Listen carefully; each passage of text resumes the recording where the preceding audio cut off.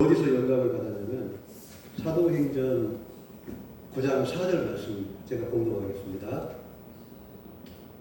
땅에 엎드려 들음에 소리가 있어 이르사 사울아 사울아 어찌하여 나를 박해하느냐 하시거늘 대답하여 주여 누구시니까 이르시되 나는 네가 박해하는 예수라.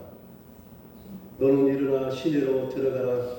내가 행할 것을 내게 이를 자가 있느니라 하시니라. 이 말씀은 매우 유명한 이야기죠. 사도 바울이 다메섹 도상에서 회심의 때 신앙 고백을 했던 이 내용입니다.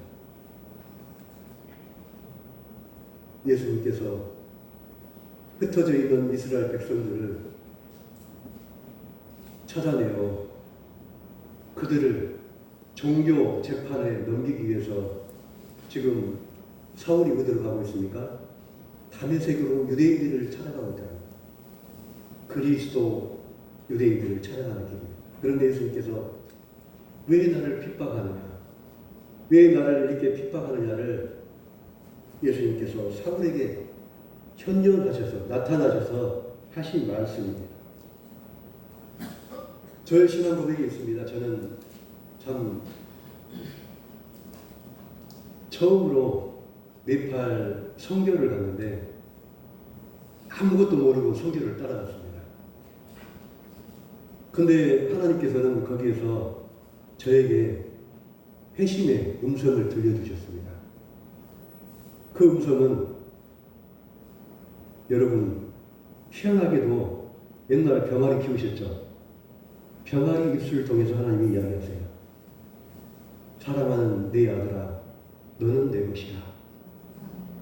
저는 그 내용을 들고 처음에는 무슨 이야기인지를 몰랐습니다. 이게 하나님의 음성일까? 병아리가 삐약삐약 하는데 그 음성을 듣고 하염없이 눈물을 흘렸던 그 신앙 고백이 저를 이렇게 목회자가 만들어놨습니다.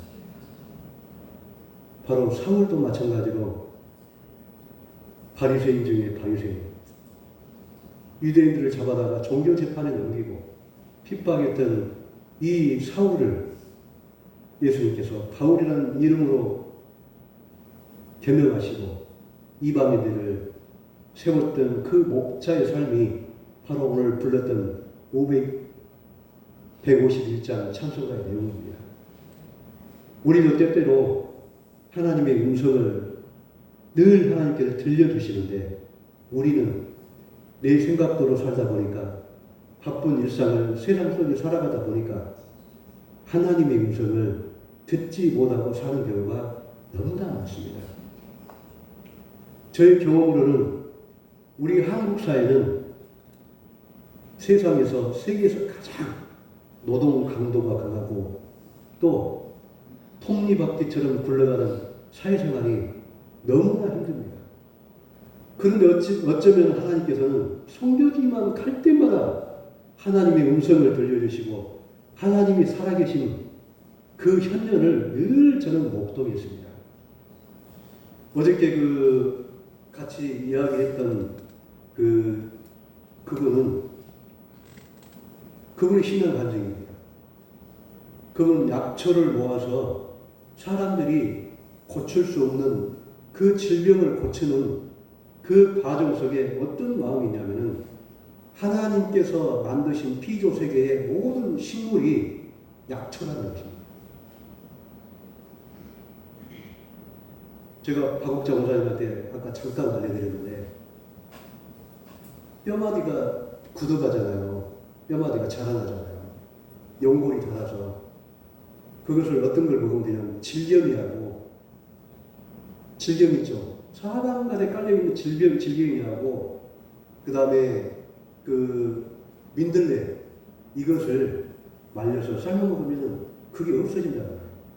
이 이야기는 뭐냐면은 하나님의 피조물의 그 속성을 하나하나에 달란트를 주셔서 우리가 그것을 갖다가 달여서 균형을 맞춰서 마시게 되면은 우리 몸이 치유가 된다는 거죠. 하나님은 말씀 속에서 우리에게 말씀하시지만은 세상 병아리 속에서 식물 속으로 우리 고양이를 통해서 우리 또 찬양이를 통해서 우리에게 음성으로 들려준다는 거예요. 근데 우리가 그것을 잘 못 듣는 거예요. 왜요? 내 의와 내 생각이 강해져. 저는 여러분들이 그 신앙 간증이 여러분의 신앙의 역사 가운데 그 신앙 고백이 여러분의 역사가 되기를 간절히 기원합니다. 우리는 때때로 시간이 되면 기회가 된다면 여러분은 어떻게 하나님을 만나고 어떤 과정을 통해서 후관교회를 다니고 있는가 이런 신앙의 간증을 돌아가면서 한번 했으면 좋겠어요. 어떠신가요? 아멘입니까? 네. 아멘을 제일 크게 하셨던 우리 박옥자 원사님부터 한번 해보시게요. 저는 그렇게 생각합니다. 이게 타산지석이죠. 내가 어떻게 하나님을 만나고 하나님을 만나는 그 과정에 내가 어떻게 회심을 했고 내 인생이 어떻게 변해서 어떻게 하나님께서 역사하신지를 내 인생 속에서 아이들에게 전해주고 그 과정을 통해서 우리 공동체가 회복이 되는 놀라운 역사가 있다는 것이죠. 저는 이런 시간들이 필요하다고 생각합니다. 제가 여기서 말씀을 전하는 것도 중요한데 여러분의 신앙생활, 여러분이 살아왔던 그 과거의 신앙생활 속에 그 믿음을 통해서 저에게 도전받게 하고 여러분 인생을 더 풍요롭게 한다는 것이죠.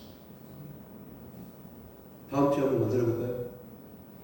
권사님? 그러면은 오후 시간에 15분 정도, 20분 정도 해도 됩니다. 20분 동안 자기 신앙 간증을 하게 됩니다. 내가 어떻게 하나님을 만났고 하나님을 만나는 과정에 우리 가정이 어떻게 변했고 우리 아이들이 어떻게 변했고 우리 교회가 어떻게 변했고 또 나는 하나님의 말씀을 통해서 내 신앙을 통해서 어떻게 하나님과 교통교제하는가를 우리 한번 나눔의 시간을 가졌으면 좋겠습니다. 우리가 딱히 모여서 이렇게 할 수 있는 시간이 많지 않다 보니까 그런 기회를 가져서 같이 시간을 나누면 정말 좋겠습니다. 어떠신가요?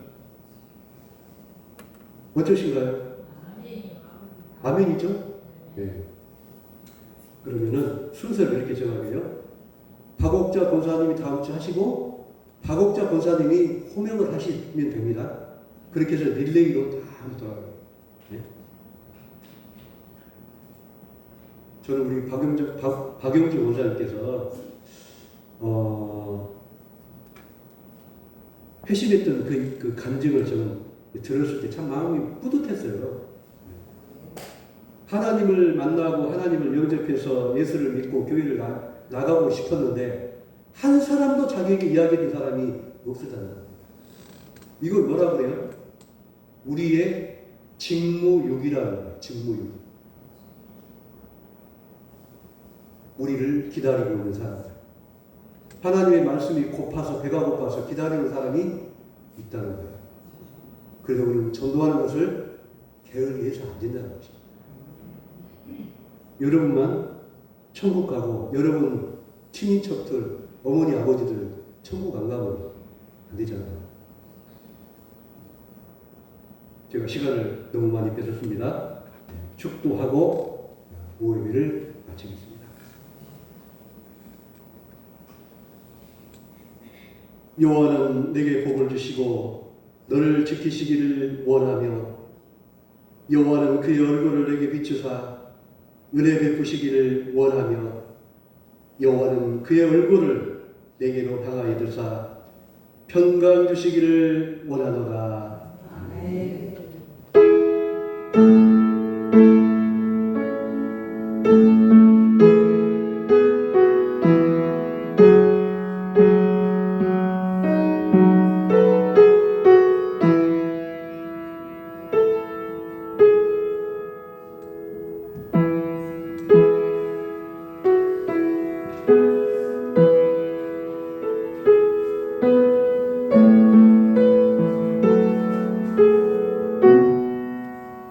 네.